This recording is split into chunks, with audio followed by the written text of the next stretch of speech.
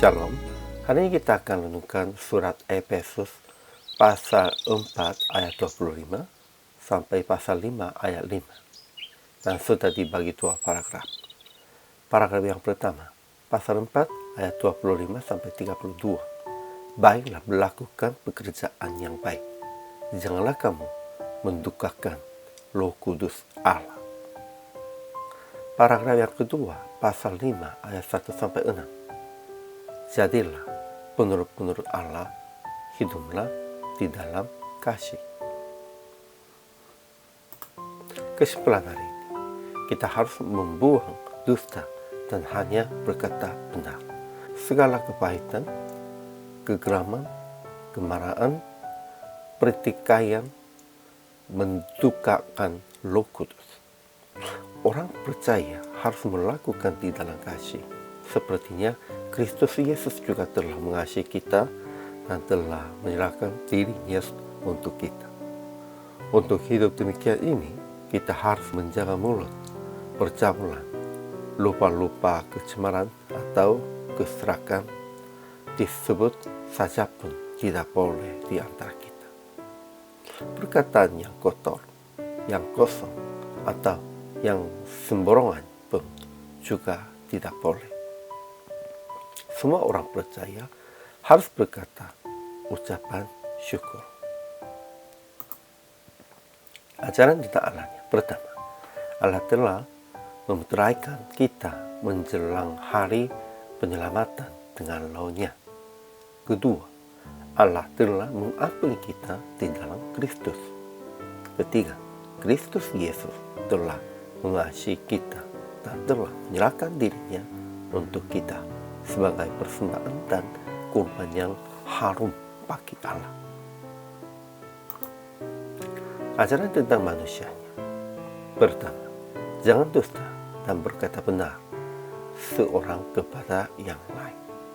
Apabila kamu menjadi marah, jangan kamu berbuat dosa. Hanya berbuat yang baik, berkata yang baik untuk membangun dan mengampuni semua sepertinya Allah telah mengampuni kita. Kedua, jadilah penurut-penurut Allah dan hiduplah di dalam kasih.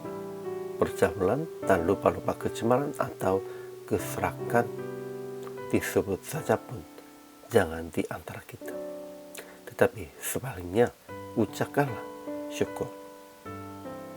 Ketiga, orang sunda, orang cemar, atau orang serakah, artinya penyembah berhala, tidak akan dapat bagian di dalam kerajaan Kristus dan Allah.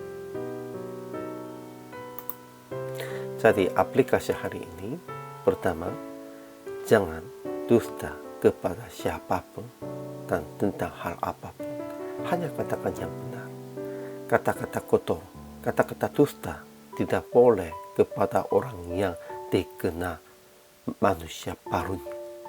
Kita harus hanya katakan yang benar, katakan yang baik saja. Kedua, berbuat yang baik saja dan mengampuni orang-orang sebab Allah telah mengampuni segala dosa kita. Ya, berbuat yang baik itu artinya banyak. Namun daripada apapun mengampuni orang-orang yang semuanya berbuat yang sepertinya dosa kepada Anda, harus mengampuninya. Yesus, Allah, telah mengampuni segala dosa kita. Itunya yang baik. Kita juga harus berbuat demikian itu.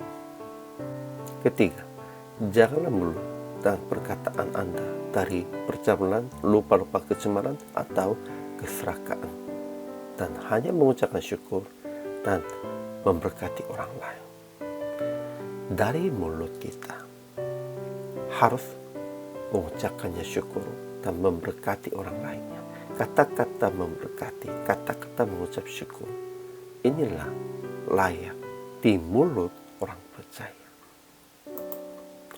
Akhirnya PR praktik hari ini, berbuat dan berkata yang baik saja kepada jemaat, sesama, dan semua orang.